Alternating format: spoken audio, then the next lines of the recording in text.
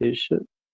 In this class, I just want to tell you I'm going to explain Love Song of J. Alfred Prufrock, a beautiful interior monologue of T.S. Eliot. Thomas Stearns Eliot का एक monologue है, उसको लेकर के मैं explain करूंगा।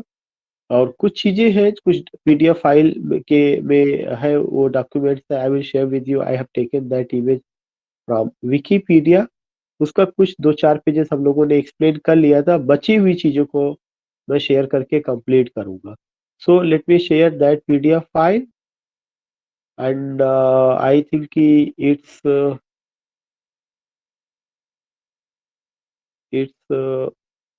Visible, या ये विजिबल होगा। ये भी कल मैंने बात कर लिया था, इस पार्ट को भी मैंने कर लिया था। टाइटल पे भी मैं बात कर चुका था कि कैसे क्या आता है, ये भी चीजें बात हो चुकी थी। थीम्स एंड इंटरप्रिटेशन को लेकर के मुझे बात करना था। थीम्स को भी मैंने यहाँ पे कवर किया था कि because the poem is concern primarily with the irregular music of the narrator, it can be difficult to interpret. Lawrence Perrine wrote, the poem presents the apparently random thoughts going through a person's head within a certain time. Now you find here page number 6.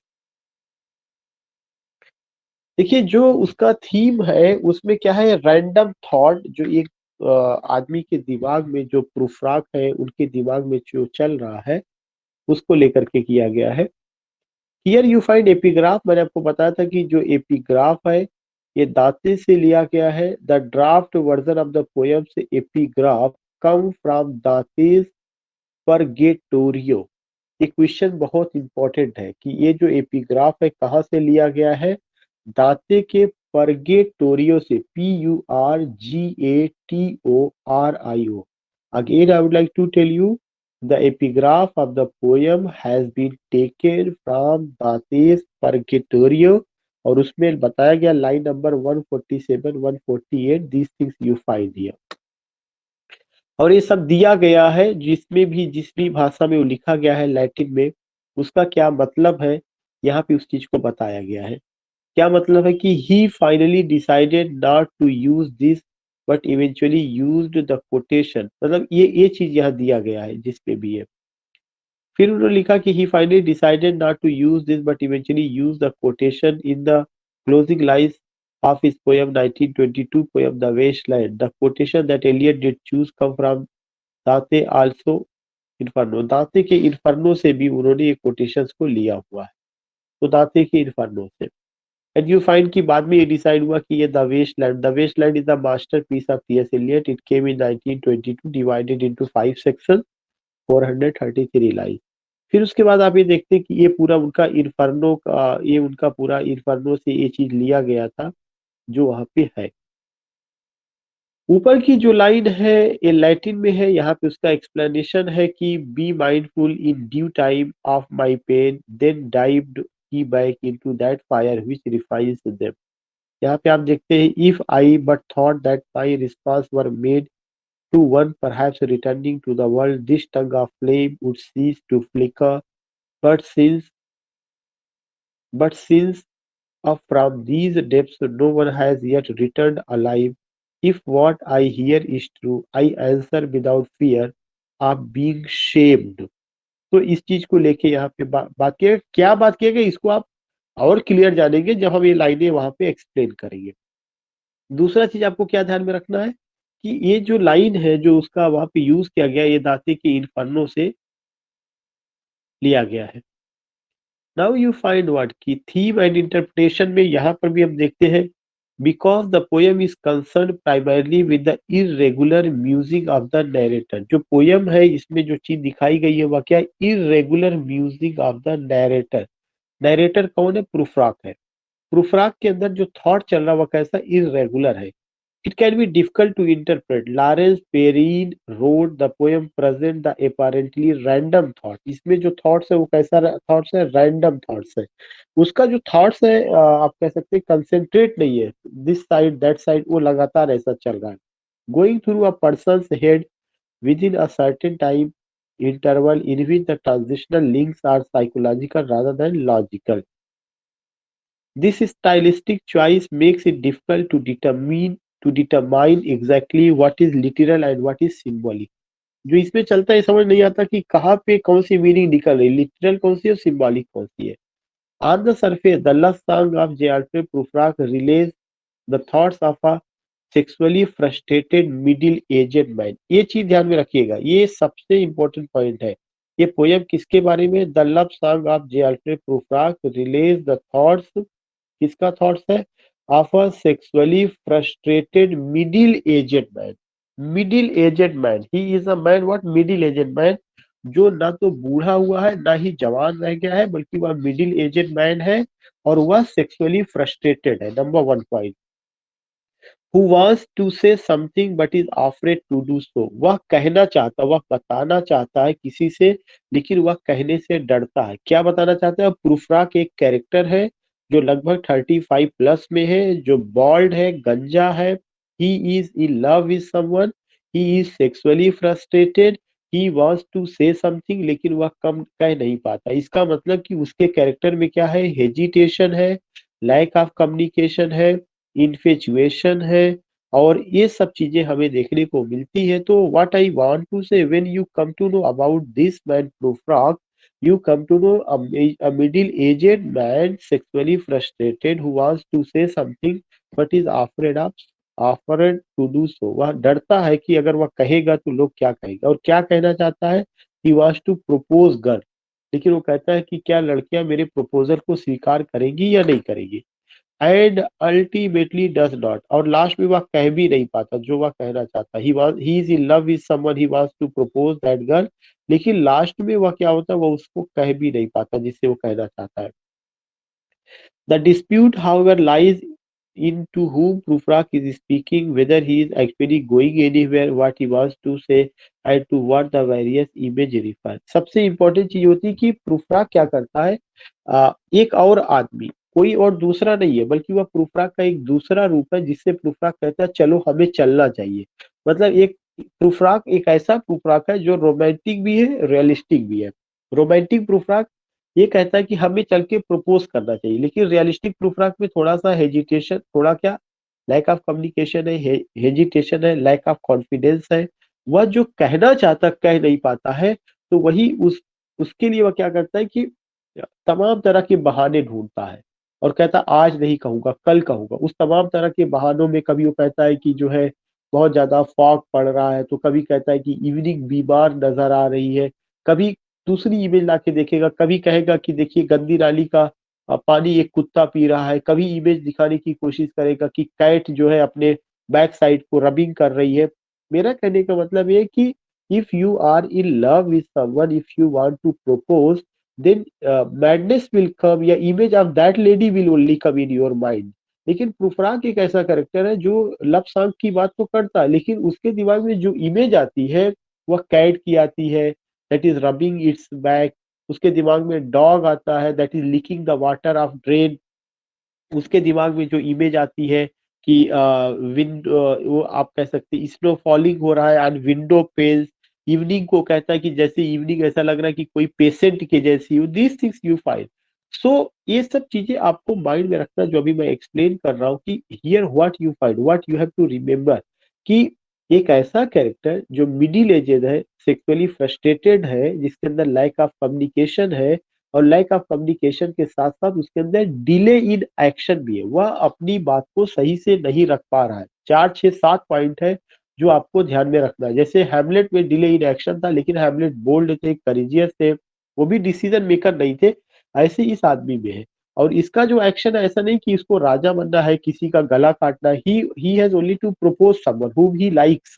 लेकिन वो कहता है कि अगर मैं propose करूंगा और अगर उसने डिनाई कर दिया, मेरे प्रपोजल को नहीं स्वीकार किया, तो ये तो ऐसा होगा जैसे पूरे यूनिवर्स को डिस्टर्ब करता होगा. So you come to know here what this point.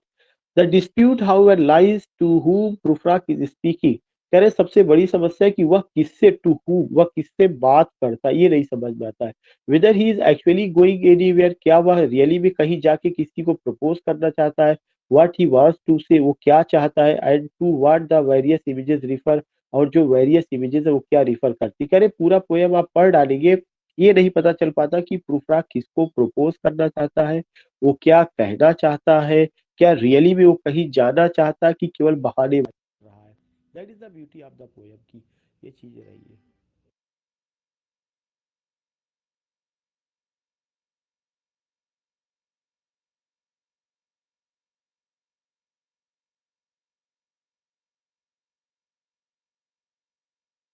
मेरी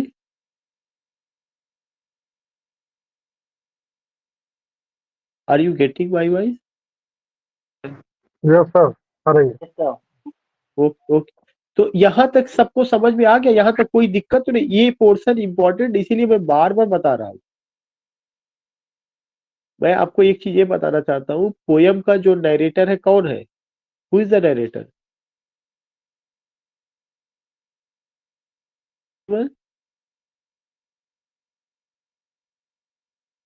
पोयम किसने ये सुनाई है ये बातें जो है? Fogg himself. प्रूफ्राक हिमसेल्फ। जो पोयम का नरेटर है वो प्रूफ्राक है। प्रूफ्राक कैसा आदमी है? व्हाट टाइप ऑफ मैन ही? या कम फॉरवर्ड, कम सून। Middle-aged man. Frustrated middle-aged man. या फ्रस्ट्रेटेड मिडिल एजेड मैन। उसका थॉट कैसा है? उसका थॉट रेगुलर है या रैंडम है? Random, sir. Random. उसका थॉट रैंडम है। या उसका थॉट Yes. रैंडम है। और वो क्या करना चाहता है? He wants to propose someone. He wants to propose Yes, sir. Someone but unable to propose. Why? Because he has lack of communication, he has lack of confidence, he doesn't know what he has to say, whom he has to say. और फिर उसके अंदर सबसे बड़ा चीज lack of communication के साथ साथ डिले इन एक्शन भी है। क्या है? Delay in Inactive. एक्शन भी। ये सारे पॉइंट्स आप ध्यान में रखिएगा। मैं बहुत ठहर करके आपको ये बात बता रहा हूँ क्योंकि जब मैं पोयम को एक्सप्लेन करूंगा ये सारी चीजें वहां पर आएंगी। तो ये एक Yes, ऐसा sir. आदमी, हाँ, ये पोयम जो है इंटीरियर मोनोलॉग है जिसके अंदर या मन में हलचलें पैदा हो रही है। ये हलचल विचारों के रूप में है। कभी ये विचार, कभी वो विचार। उसका विचार अस्थाई नहीं है। कभी इस डाल पे, कभी उस डाल पे, कभी उसको, कभी इसको सोचता है। तो ये पॉइंट आपको ध्यान में रखना है। You have to keep this points in your mind. Next point आपको जो ध्यान में रखना है वो क्या ध्यान में रखना है कि the intended audience is not evident. जो भी उसके ऑडियंस है वह क्लियर नहीं है कि वह किससे बात करना चाहता है। Some believe that Prufrock is talking to another person. कुछ लोगों का विश्वास है कि प्रूफ्राक एक दूसरे आदमी से बात कर रहा है। मैंने बताया कि यह कोई दूसरा आदमी नहीं बल्कि प्रूफ्राक की का एक दूसरा, आप कह सकते हैं कि विचार है। जैसे एक आदमी हो उसके दो विचार हो आपस में। कभी कभार आप देखिए मूवीज में ऐसा दिखाया जाता है कि कोई है, तो इस तरह की तमाम उसकी दूसरी भी इमेज, उसका अक्स मिरर में दिखाया जाता है और रियल वाला मिरर वाले से बात करता है, मिरर वाला रियल वाले से बात करता है। ऐसी ही कुछ वहां पे दिखाने की कोशिश की गई है। तो यहाँ पे करें the intended audience is not evident. Prufrock किससे बात करता है, किसको एड्रेस करता है, यह क्लियर नहीं है। Some believe that Prufrock is talking to another person. कुछ लोगों का विश्वास है कि प्रूफ्राक दूसरे पर्सन से बात करता है और or directly to the reader, या कभी कभार लगता है कि वो रीडर से बात कर रहा है। While others believe Prufrock's monologue is internal. जबकि दूसरे लोगों का, और यही सही भी है, Prufrock's monologue is internal. Prufrock का जो मोनोलॉग इंटरनल है, इसी वजह से इसको इंटीरियर मोनोलॉग कहा गया है कि वह अंदर से, उसके अंदर विचारों का उथल पुथल है और वह खुद से ही बात करता है, खुद से उसका जवाब देता है। कोई और नहीं है, प्रूफ्राक एक ही है लेकिन वह विचारों के द्वंद में फंसा हुआ लड़ रहा है। Perrine writes the you and I.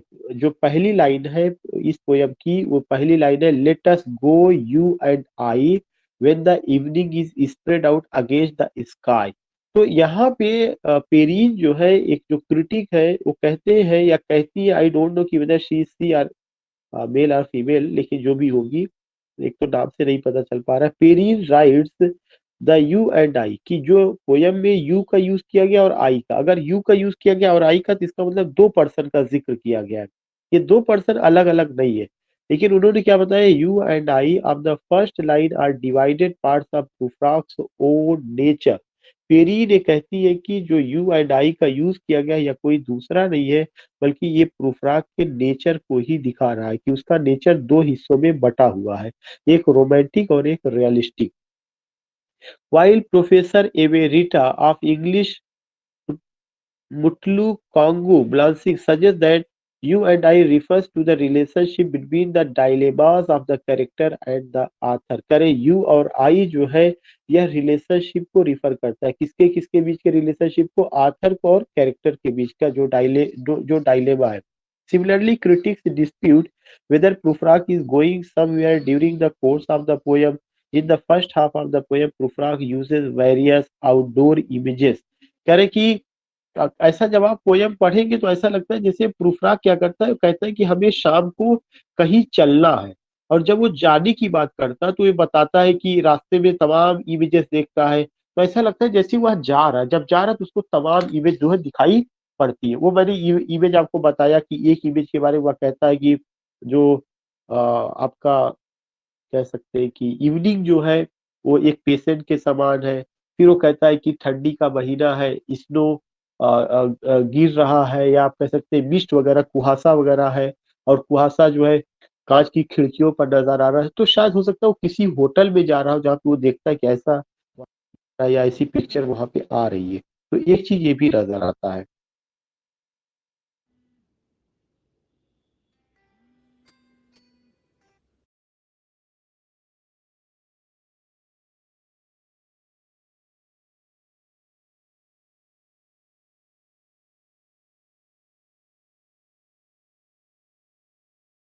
Her voice नहीं आ रही है.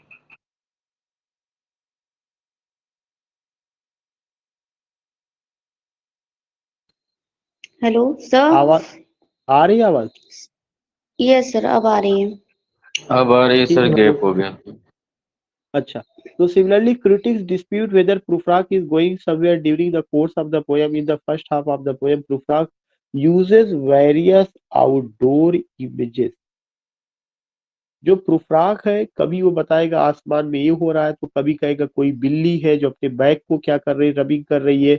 कभी वो बताएगा कि जो डॉग है वो क्या कर रहा है कि लिकिंग कर रहा है वाटर को. जो ऑल दीज थिंग. तो सवाल ये उठता है कि अगर कोई आदमी जो है if someone is in love तो जो लव का मैडनेस होता है कि these things will not come but that person will be in romantic mood. तो ये कैसा लव सॉन्ग है, कैसा अफेयर है जिसमें कि जो है रोमांटिसिज्म की जगह रोमांटिक मूड की जगह ये दिखाई पड़ते इतने गंदे गंदे इमेजेस कि बिल्ली अपने जो है बैक साइड को रबिंग कर रही है, कुत्ता गंदी नाली का पानी पी रहा है, आसमान से जो ऐसा लगता है कि गोश्त जैसा जो है मिस्टिंग हो रहा है.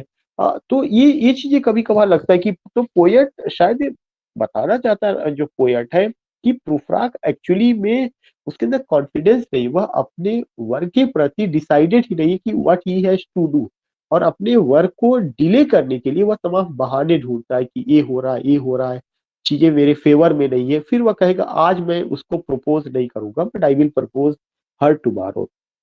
जिसमें उसने स्काई का इमेज लिया है, स्ट्रीट का इमेज लिया है, चीप रेस्तरा का इमेज लिया, ये सारे इमेजेस है जो है इवनिंग का इमेज लिया. This things you find. Just I want to know उस पेज में किसी को कोई दिक्कत. No sir. क्योंकि एक नो बहुत सर. इंपॉर्टेंट पॉइंट चल रहा है और ये पॉइंट ये हो सकता है कि आपको ग्रेजुएशन में पढ़ने का ये पोयम मौका मिला हो but you could not study in proper way. So now it's the best time that you must know about T S Eliot, his love song of Jennifer Prufrock and the Waste Land की why modern poetry या what do you see in modern poetry. देखिए यहाँ पे सबसे पहला चीज की कोई सॉलिटरी रीपर नहीं है. यहाँ पे आपको ये ध्यान में रखना चाहिए कि कॉन्सेप्ट ऑफ ब्यूटी नहीं है. यहाँ पे कोई रिवोल्यूशनरी थॉट नहीं है बल्कि मॉडर्न मैन का जिक्र किया गया है जिसके अंदर हेलुसिनेशन है, डायलेमा है और मिडिल एजेड मैन है, अनमैरिड है, सेक्सुअली फ्रस्ट्रेटेड है, wants to propose, wants to say, but he has lack of communication, he does not have confidence, he is not in position to share his thought. ये सब उसका कुछ problem है जो आपको माइंड में लेकर के चलना है, which you have, which I have, which everyone has. और ये चीजें एक उसका डिले इन एक्शन और एक तरह से हर आदमी की आवाज को यहाँ पे रखा गया और एक इंटीरियर मोनोलॉग की शक्ल में. उसने होटल का भी इमेज बताया, फॉग का भी इमेज बताया and talks about how there will be time for various things before. अब देखिए वो क्या करता है, अपने टाइम को डिले करता है और कहता है हर चीज करने का समय होता है, and talks about how there will be time, समय आएगा फॉर वेरियस थिंग्स, हर चीज को करने के लिए। जैसे हम लोग कोई भी प्लानिंग करते हैं कि I have to do this, I have to do that, और उस प्लानिंग के तहत हम काम को नहीं कर पाते तो हम एक बहाना ढूंढ लेते हैं कि हर चीज का समय डिसाइड है, वो चीज अपने समय पर होगा। इसमें यकीन करना चाहिए, इस चीज से डिनाई नहीं किया जा सकता, लेकिन अगर ईश्वर ने हाथ पैर दिया है तो वो भी तो ये कहता है ना कि आप प्रयास तो करिए। हमने प्रयास भी नहीं किया, केवल यही बहानेबाजी करते रहे, हर चीज का टाइम डिसाइड है तब तो हो चुका। ये सारा चीज प्रुफ्राक के नेचर में नजर आएगा, जो मॉडर्न मैन की खासियत है। फिर वो कहता है the taking of a toast and T, कह रहा है कि अब मैं टोस्ट को लूंगा, टी को लूंगा, और time to turn back, time तब मेरे फेवर में हो जाएगा। एंड डिसेंड द स्टेयर, और अब मैं सीढ़ियों से जो है नीचे असेंडिंग चढ़ते हुए, डिसेंडिंग मतलब उतरते हुए।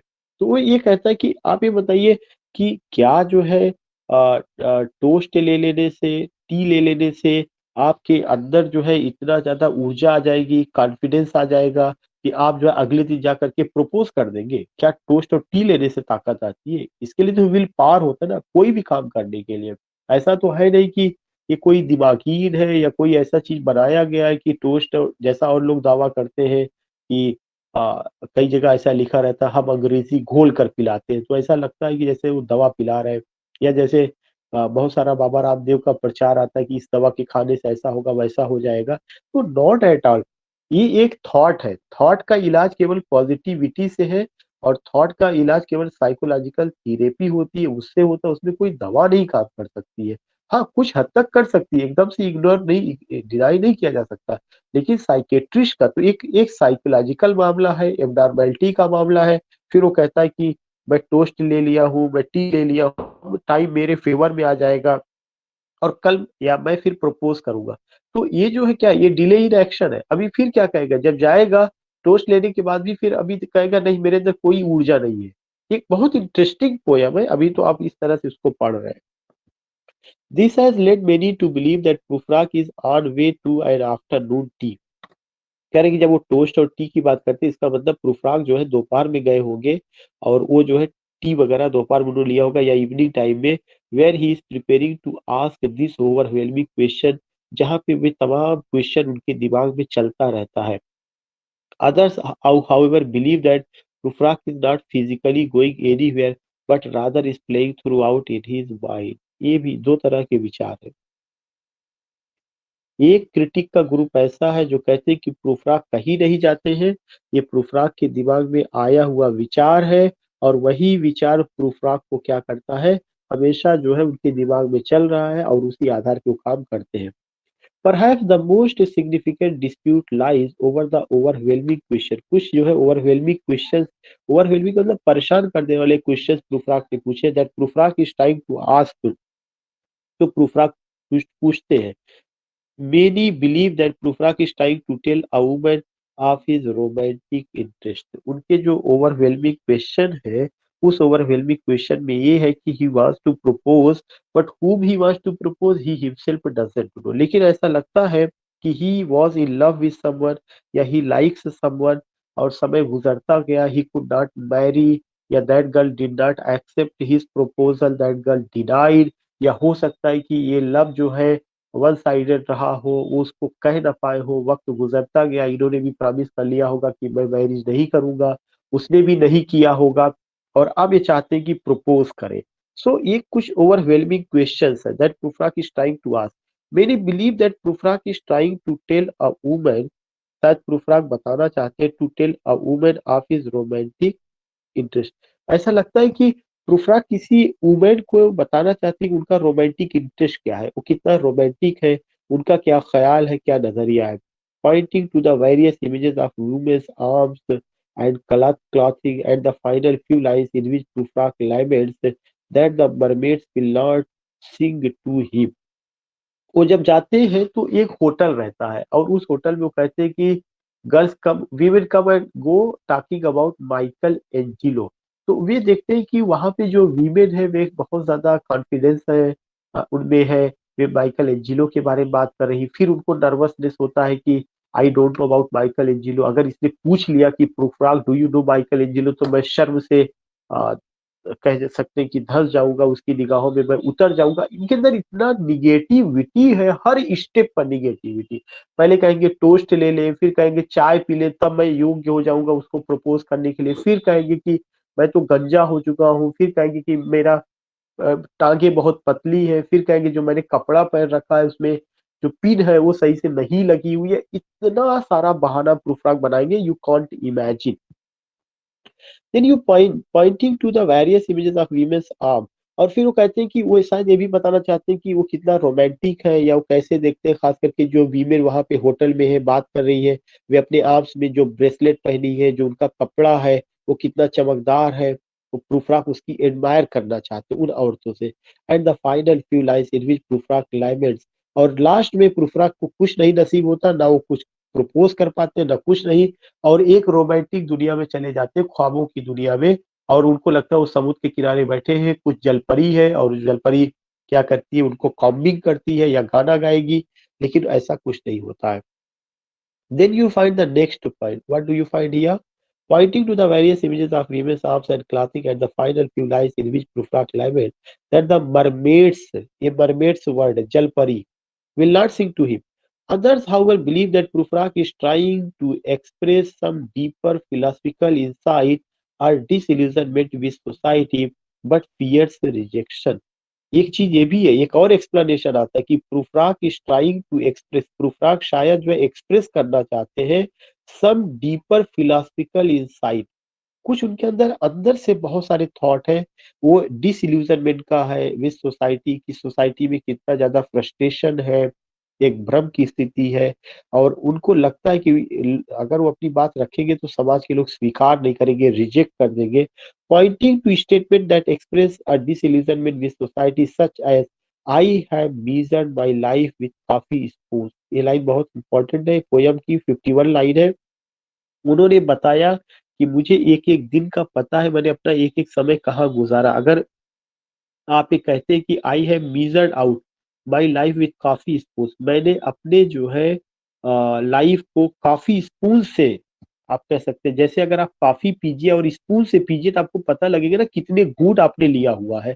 ऐसे ही वहां पे वो बताना चाहते हैं कि where did I spend my time, मुझे अपने जीवन का वो सब मुझे पता है, और इस सोसाइटी में मैंने अपने समाज को, अपने इसी समाज में मैंने जीवन को खर्च किया, लेकिन मेरा जीवन ऐसा लगता है निरर्थक रहा, कुछ मुझे नसीब नहीं हुआ। एक एकदम बिल्कुल जैसे उन्होंने बताया कि लाइफ बिल्कुल आदमी की मैकेनिकल है, कि सुबह उठना है, ये करना है, ये करना है, यहाँ जाना है, यहाँ जाना, ऐसा लगता है मशीन की तरह से आदमी का। ये उन्होंने मॉडर्न शैली के ऊपर कमेंट किया हुआ है कि I have measure my life with coffee spoon, मैं आपको बता सकता हूँ मेरा एक एक मिनट कहाँ गुजरता है, मतलब just man is like a machine, उसके पास अपने लिए कोई समय नहीं है। Many believe that the poem is a criticism of Edwardian society, कुछ लोग ये कहते हैं यह एडवर्डियन सोसाइटी का आलोचना है। And Prufrock's dilemma represent the inability to live a meaningful existence in the modern world. Prufrock का जो सबसे बड़ा डायलेमा है वह क्या, Prufrock's dilemma is what represent the inability to live a meaningful existence in the modern world। जो आधुनिक दुनिया है, इस आधुनिक दुनिया में कोई भी आदमी एक मीनिंगफुल जिंदगी नहीं व्यतीत कर सकता है, ये शायद प्रूफराक का कहना है। सोसाइटी में फ्रस्ट्रेशन है, एलिएनेशन है, लव नहीं है, लैक ऑफ कम्युनिकेशन है, so many things Prufrock see here and he says that कि there is a dilemma, Prufrock dilemma represent the inability to live a meaningful existence. क्यों? क्योंकि जब पोयम आई है तो वर्ल्ड वार बिल्कुल सर पर चल रहा था जब पोयम आई है, और तमाम दिक्कतें, mechanical problem, scientific problem, industrial problem, colonialism का प्रॉब्लम, तमाम तरह के कलर फीलिंग, रेशियल फीलिंग, तमाम इश्यूज जो है दुनिया में देखे जा सकते हैं। जैसे रसायन यूक्रेन का कॉन्सेप्ट आज है, या कोविड-19 से हम लोग गुजरे हुए हैं, तो वो सब जो लाइफ होती है वो सब बहुत फ्रस्ट्रेटिंग लाइफ, ऐसा लगता है कि no meaningful existence in the modern world. McCoy and Harlan wrote for many readers in the 1920s. प्रूफराक seemed to epitomize the frustration। बहुत इंपॉर्टेंट बात कि प्रूफराक प्रतीत है, किसके प्रतीत है, फ्रस्ट्रेशन के, एंड इम्पोर्टेंस, और वो इम्पोर्टेंस के प्रतीक है। इम्पोर्टेंस उनके अंदर फर्टिलिटी नहीं है, फर्टिलिटी यहाँ पर रिलेशन, फिजिकल रिलेशनशिप को लेकर के नहीं है, यहाँ पे फर्टिलिटी ये है कि good thought, noble thought, all these things you find. तो जो प्रूफराक है उनमें क्या है, फ्रस्ट्रेशन है, प्रूफराक में इन इम्पोर्टेंसी है, और वो मॉडर्न इंडिविजुअल वो उसको रिप्रेजेंट करते हैं। He seemed to represent thwarted desires and modern disillusionment।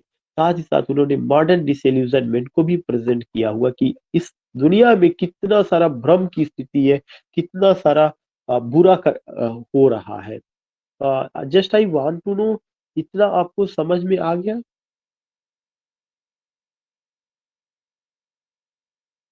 Yes sir. बिल्कुल, जी मैं सर। चाहता हूँ सभी लोग ग्रुप क्विक रिस्पांस दिया करें, तो इससे थोड़ा सा चीजें थोड़ा सा और एनर्जेटिक होती हैं। Yes sir. ठीक है, okay okay. Yeah, mute yourself because I'm getting background noise. So I just want to tell you, जब भी आप प्रूफराग को लीजिएगा तो आपके दिमाग में होना चाहिए कि वो एक कैरेक्टर है, मिडिल एजेड पर्सन है, सेक्सुअली फ्रस्ट्रेटेड है, वांट्स टू प्रपोज समवन, लेकिन उनकी खासियत क्या है, उनके अंदर जो है कॉन्फ्लिक्ट ऑफ थॉट है, कॉन्फ्लिक्ट ऑफ आइडियाज है, और ऐसा लगता है कि एबनॉर्मेलिटी की कंडीशन में है।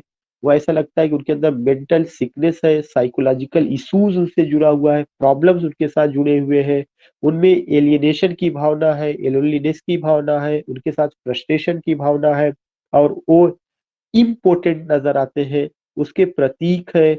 और वो बताते हैं कि जो मॉडर्न लाइफ है मैकेनिकल है, इंडस्ट्रियल है, साइकोलॉजिकल इश्यूज है, और ऐसा लगता है man is like a robot, there is no romantic ideas और romantic thought in modern world.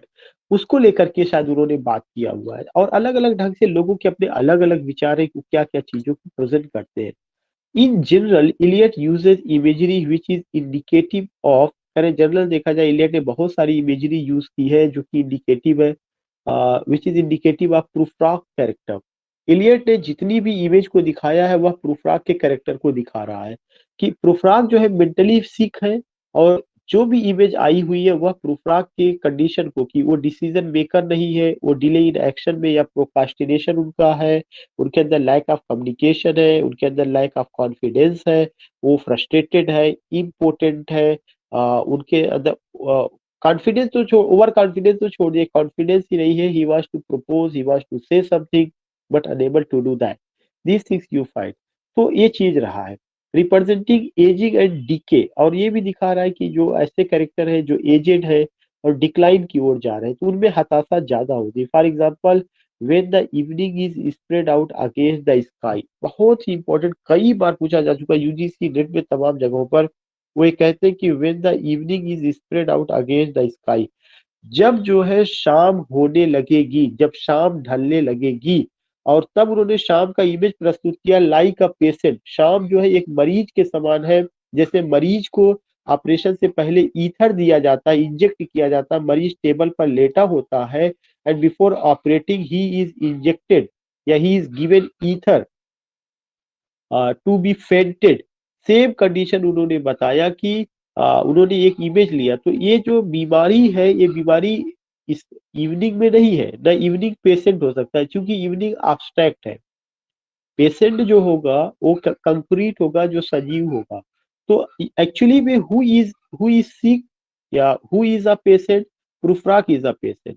He has problem, he has issues, जो उन्होंने अपनी प्रॉब्लम को इस इमेज के थ्रू लिया हुआ है, इवनिंग के थ्रू, पेशेंट के थ्रू, ये उन्होंने दिखाने की कोशिश की है।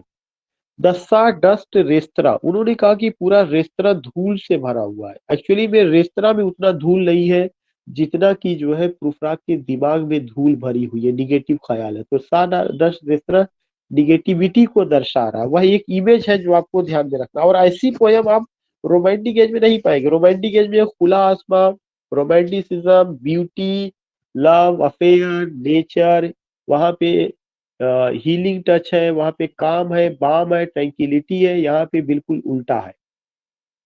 उन्होंने जो जो इमेज चीप होटल की बात की है, येलो फॉग की उन्होंने इमेज बताया हुआ, afternoon asleep tired, or it malingers, ये जितना भी है ये सब बताता है कि Prufrock is frustrated, Prufrock is impotent, Prufrock is ultimately you can say a man who is not in position to take the decision what he has to do, where he has to go, whom he has to propose.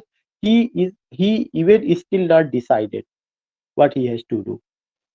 Are reminiscent of languor and decay while Prufrock's various concerns about his hair and teeth. अब मैंने बताया अभी तक तो ये बाहर उन्होंने देखा, अब अपने शरीर पर भी वो देखते हैं कि मेरे बाल झड़ चुके हैं, मेरा दांत पीला हो चुका है, मैं और मरमेड्स जो है वो कंघी कर रही है, the white hall of the waves blown back when the wind blows the water white and black show his concern over aging. ये सब दिखा रहा है उनके ओवर एजिंग का। तो अगर इसमें ये चीजें हैं कि if at the age of 35 if you are not married, if you like someone and unable to propose that person, तो ये चीजें तो चलती रहेंगी ना। तो उसमें उन्होंने बताया कि ये उनका वो देखते कि मैं गंजा हो चुका हूँ या मेरे दांत ऐसे हैं, मेरे पैर पतले हैं, वो औरत क्या कहेगी जिसके पास मैं जाऊंगा। तो सब कुछ अपना पोस्टमार्टम तो खुद ही कर ले रहे हैं, तो क्या कहेगी बाद में, जो कहना होगा वो कहेगी, जो तुम्हें कहना जाके कह आओ। तो ये चीजें प्रॉब्लम है, दैट इज द प्रॉब्लम। आप भी कह रहे होंगे सर जब पढ़ा रहे तो कौन सी भाषा यूज कर रहे हैं, कोई बात नहीं है। तो ये चीजें use of illusion like many use of allusion, अब आप यहाँ पे देखते हैं क्या क्या है। Like many of Eliot's poem the love song of J Alfred Prufrock makes numerous allusion, इसमें बहुत सारा एल्यूजन लिया गया। एल्यूजन का मतलब पासिंग रेफरेंस, किसी दूसरी जगह के कोटेशंस को लाके रखा गया है। जैसे पहला इल्यूजन क्या है, in time for all the works and days of hand, the phrase works and days is the title of a long poem, a description of agricultural life and a call to toil by the early Greek poet Hesiod। करे कि एक early Greek poet थे हिजाइड, वहां से इस line का reference लिया गया, time for all the work and days of hand, एक रेफरेंस ये लिया गया, लाइन नंबर 29। दूसरा रेफरेंस है, देखिए आपके सिलेबस में ये नहीं है, आपके लिए बस इतना ही पढ़ना था जो मैंने उधर पढ़ाया वो उतना जरूरी है। ये फिर भी एक आप कह सकते हैं, मैं उसको एक्सप्लेन कर दे रहा हूँ कि ये चीजें हैं। I know the voice dying with her dying fall echoes Orsino's first line in William Shakespeare Twelfth Night. ये कहाँ से लिया गया है, विलियम शेक्सपियर के ट्वेल्थ नाइट से। The prophet of though I have seen my head grown slightly bald brought in upon a platter, I am no prophet and here is no great matter। ये 81 line है, कहाँ से, इस John the Baptist, ये John the Baptist एक character है, वहां से लिया गया। हुज हेड वाज डिलीवर्ड, ऐसा कहा जाता है कि जिनका हेड जो है डिलीवर किया गया था, काट करके लाया गया था। ये सब हम लोगों ने कर लिया है, ये भी वही चीज रिपीट हो गया, ये हो चुका, ये हो चुका। यहाँ से John the Baptist whose head was delivered to Salome by Herod as a reward for her dancing, ये कहाँ से लिया गया, मैथ्यू एंड ऑस्कर वाइल्ड के प्ले से लिया गया है। To have squeeze the universe into ball, बहुत अच्छी इमेज है। कह रहे हैं कि किसी जो गर्ल को प्रपोज करने के लिए उतनी ही ताकत की जरूरत पड़ेगी जितनी ताकत आप ये समझिए कि किसी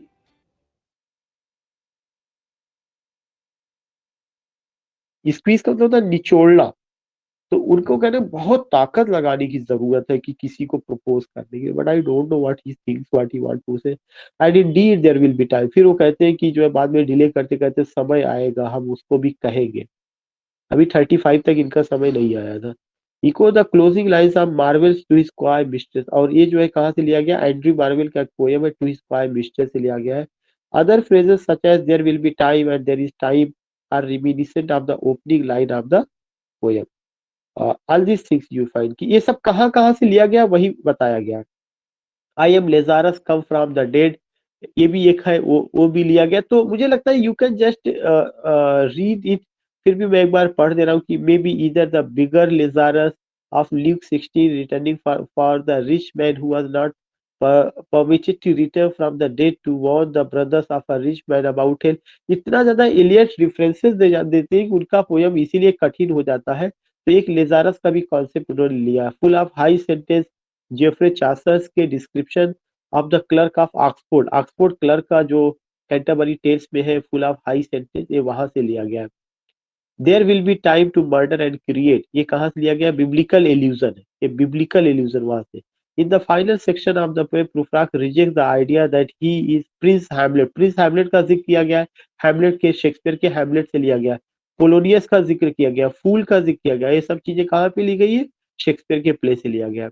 Among some talk you and maybe a reference to quatrain 32 of Edward Fitzgerald translated of the रुबाइयात का उमर खयाम से लिया गया है। There was a door to which I found no key. There was a veil past which I could not see. Some little talk a while of me and the there seemed and then no more thee. यहाँ से लिया गया all these things। फिर उसके बाद I have heard the mermaids singing each to each. I has been suggested transiently to be a poetic allusion to John Donne। ये John Donne का poem है song go and catch the falling star से लिया गया है। Gerrard D नर्विट का यहाँ से लिया गया। तो कुछ नहीं, ये इतना जो था सेक्शन वो इम्पोर्टेंट है, लेकिन those are preparing for PGT, those are preparing for UGC NET, ये सारा चीज उनके लिए इम्पोर्टेंट है कि उनको ये पता होना चाहिए कि ये रेफरेंसेस कहाँ से लिए गए, क्या मकसद है, ये क्वेश्चन बनता है। तो ये इतना सारा उसका रेफरेंसेस था। और जो लोग एलटी की तैयारी कर उनके यहाँ सिलेबस में ये नहीं है, उनके लिए बस इतना जरूरी है कि वो समझ लें कि अगर द वेस्टलैंड आप पढ़ते हैं तो वेस्टलैंड से पहले ये पोयम आई थी और इलियट के लिखने का पैटर्न क्या है, कितना सारा allusion, images, symbols, references, these things you can understand. So I hope that you all have enjoyed. Thanks for giving me your company and listening me. Uh, you can say you gave your precious time listening me silently, invested you with me. Thanks to all of you. Should I conclude? Should I bind up? Thank you, sir. Yes, sir. Thank you, sir. Okay.